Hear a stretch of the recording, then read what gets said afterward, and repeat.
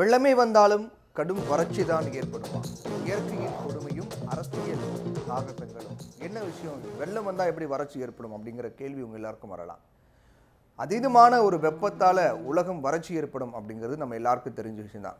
அதிகமாக வெயில் வந்தால் கடுமையான ஒரு வறட்சி உலகத்தில் ஏற்படும் அப்படிங்கிறது நம்ம எல்லாருக்குமே தெரியும். ஆனால் அதே நேரத்தில் பெரிய அளவிலான வெள்ளம் வந்தாலும், மழை வெள்ளம் ஏற்பட்டாலும் கூட வறட்சி ஏற்படும் அபாயம் இருக்கிறதா வாட்டர் எய்ட் அப்படிங்கிற அமைப்பு தெரிவிச்சிருக்காங்க. ஒரு பக்கம் வெள்ளத்தால் பாதிக்கப்படும் போது இன்னொரு பக்கம் கடுமையான வெப்பம் வறட்சியால் பாதிக்கப்பட்டு வருது. இது உணவுப் பொருள் உற்பத்தியிலும் உலக பொருளாதாரத்திலும் ஒரு பெரிய பாதிப்பு ஏற்படுத்தி வருது. இயற்கை பேரழிவுகளில் 90% வறட்சி அல்லது அதிகப்படியான வெள்ளப்பெருக்கு போன்றவற்றால் ஏற்படுவதாக வாட்டர் எய்ட் ஆய்வில் தெரிவிக்கப்பட்டிருக்கு. இதனால் உலக நாடுகள் தங்களுடைய தேசிய மற்றும் நகர்ப்புற காலநிலை தகவமைப்பு திட்டங்களில் நீர் சுகாதாரம் மற்றும் சுகாதார நடவடிக்கைகளை ஒருங்கிணைக்க முயற்சிக்கணும் அப்படின்னு வாட்டர் எய்ட் தொண்டு நிறுவனம் அறிவுறுத்தியிருக்காங்க.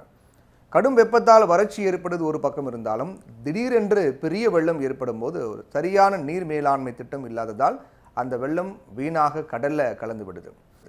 இதனால கடுமையான மழை பொழிவு இருந்தும் கோடை காலத்தில் வறட்சியும் வேளாண்மைக்கு தண்ணீர் தட்டுப்பாடும் ஏற்படக்கூடிய ஒரு நிலை தொடர்ந்துகிட்டே வருது அப்படின்னு இந்த வாட்டர் எய்ட் அமைப்பு சொல்லியிருக்காங்க.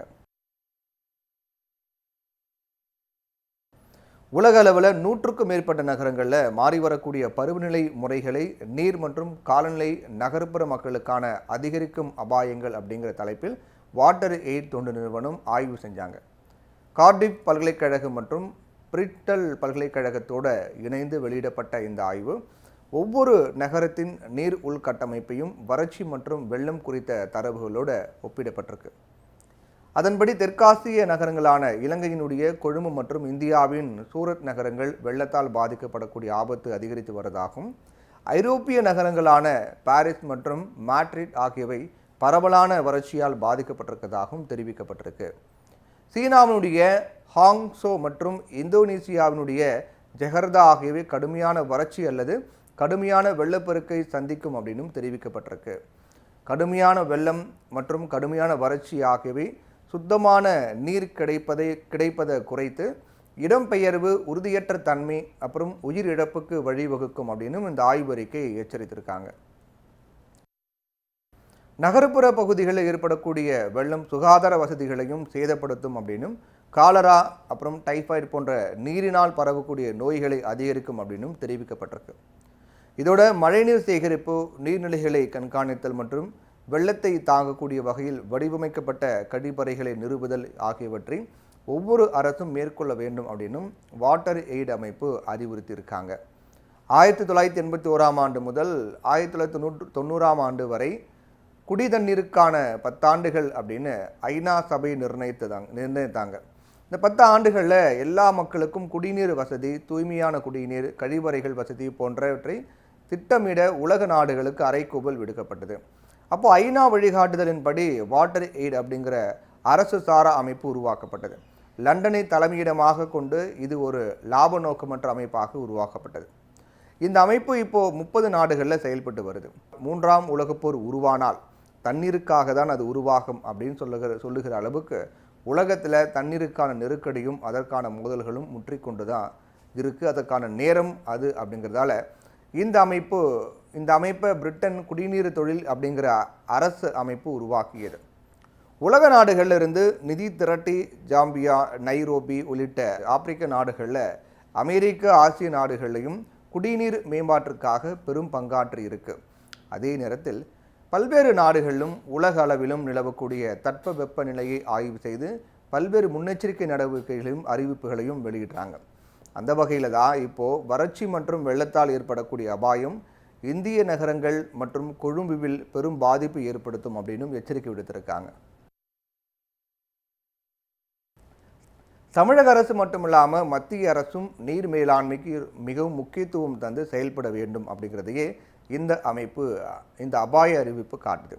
இந்தியாவில் ஒருபுறம் வறட்சி, மறுபுறம் வெள்ளம், மாநிலங்களுக்கு இடையே நதிநீர் பிரச்சனையால் மோதல் போன்றவற்றை தடுப்பதற்கு கங்கை காவிரி இணைப்பு திட்டம் முன்வைக்கப்பட்டது. இது எல்லாராலும் வரவேற்கத்தக்க திட்டமாக இருக்குது, இப்போதும் இருக்குது. ஆனால் இந்தியாவை முன்னேற்றிவிடக்கூடாது அப்படின்னு தடுக்கக்கூடிய சக்திகள் பிறகு வலுப்பெற்று அந்த திட்டத்திற்கு பல்வேறு முனைகளில் எதிர்ப்புகளை தூண்டிவிட்டு வருவதும் அனைவரும் அறிந்த ஒன்றுதான். கங்கையும் காவிரியும் இணைக்கும் கார்லண்ட் கால்வாய் திட்டம் 1972 முன்வைக்கப்பட்டது. தின்சா தஸ்தூர் அப்படிங்கிற பொறியாளரால் தயாரிக்கப்பட்ட இந்த திட்டத்திற்கு அப்போது கோரப்பட்ட நிதி ரூபாய் 15,000 கோடி. இமாலய நதிநீர் கால்வாய், தக்கான பீடபூமி கால்வாய் அப்படிங்கிற 2 ராட்சத கால்வாய்கள் இந்த திட்டத்தின் அடிப்படையாகும். 1972 முன்வைக்கப்பட்ட கார்லண்ட் கால்வாய் திட்டத்தின் தொடர்ச்சியாக 1982 தேசிய நீர் மேலாண்மை ஆணையம் அமைக்கப்பட்டு அதன் ஆய்வுப்படி 14 இமயமலை சார்ந்த நதிகளையும் 16 தக்கான பீடபூமி நதிகளையும் முதற்கட்டமாக இணைக்கும் முயற்சியில் ஈடுபடுவது அப்படின்னும் அறிக்கை சமர்ப்பிக்கப்பட்டது.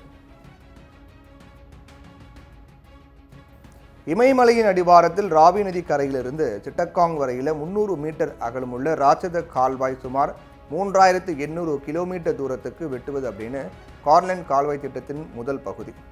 இதன் மூலமாக இமாலய நதிகளில் ஆண்டுதோறும் ஏற்படக்கூடிய வெள்ள சேதத்தை எதிர்கொள்வது குறிக்கோள். தக்கான பீடபூமி கால்வாய் சம்பல் நதியில் தொடங்கி கன்னியாகுமரியில் முடிவடையும். ஒரு பெரிய மலை போல அமையும் இந்த கால்வாய் விந்திய மலைக்கு கீழ் இருக்கக்கூடிய மழை நீரை எதிர்நோக்கும் தென்னிந்திய நதிகள் அனைத்தையும் இணைப்பதாக அமையும். இமாலய நதிநீர் கால்வாய் 2 இடங்களில் பெரிய குழாய்கள் மூலமாக தக்கான பீடபூமி கால்வாயோடு இணைக்கப்படும். இப்போ இருக்கக்கூடிய தொழில்நுட்ப வளர்ச்சி காலத்தில் இது எல்லாத்தையும் எளிதாக நிறைவேற்றுவது சாத்தியமே. இந்த மாதிரியான வளர்ச்சி பிரச்சனைகள் இல்லாமல் நாடு எங்கெங்கோ திசை திருப்பி கொண்டே இருக்குது அப்படிங்கிறதான் வருத்தமான உண்மையாக இருக்குது.